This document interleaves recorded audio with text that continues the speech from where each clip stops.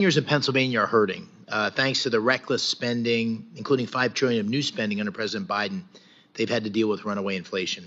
They've seen purchasing power of fixed income evaporate because of bad policy decisions here in Washington, and they've seen the value of their retirement accounts after inflation decreased by almost 10% in the last 4 years. And the cost of elder care, of course, just keeps going up. So prices are up, savings are down, and this can't continue. So thankfully, we're turning the corner and building an economy that works for all Americans, including 2.5 million seniors in Pennsylvania. This starts with reining in federal spending. The federal deficit is now equal to 7% of GDP. Debt is over 120% of GDP. We now spend more on interest on the debt than we do in national defense. At the same time, I think everybody on this committee agrees that we must protect the critical benefits seniors have earned, such as Social Security and Medicare. So we have a difficult question to wrestle with. How do we bring down spending while protecting these critical programs that Americans have paid for and rely on? So with that context in mind, Mr. Ferry, I'd like to start with you as your testimony focused on this very question. What are our best options or low-hanging fruit for reducing the federal deficit while protecting critical programs our seniors rely on?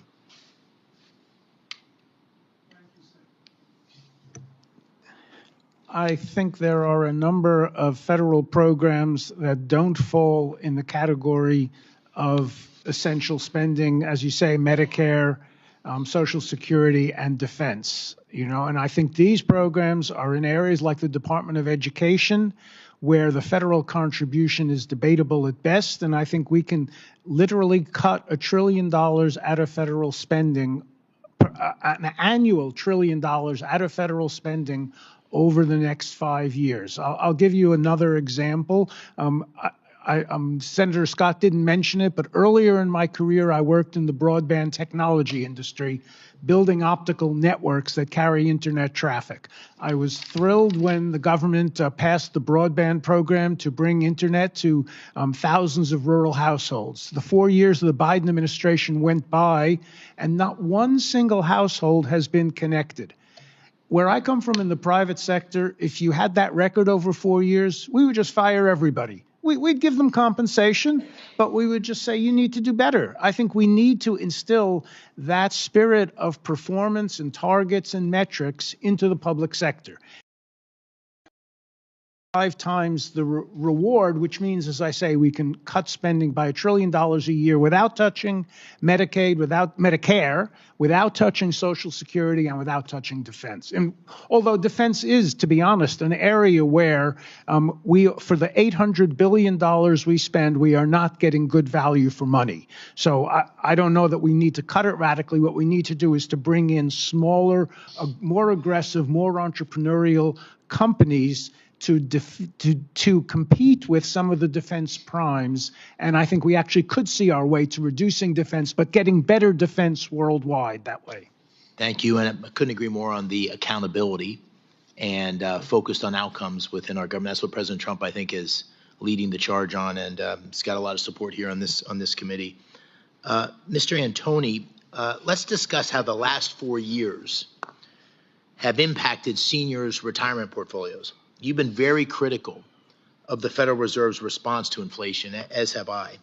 Can you walk us through the impacts of Fed policy on 401k accounts? I hear this all the time from seniors in Pennsylvania, and pension plans in general.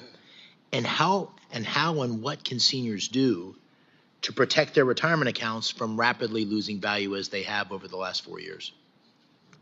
Well, thank you, Senator. It's a pleasure to see a fellow Pennsylvanian, by the way.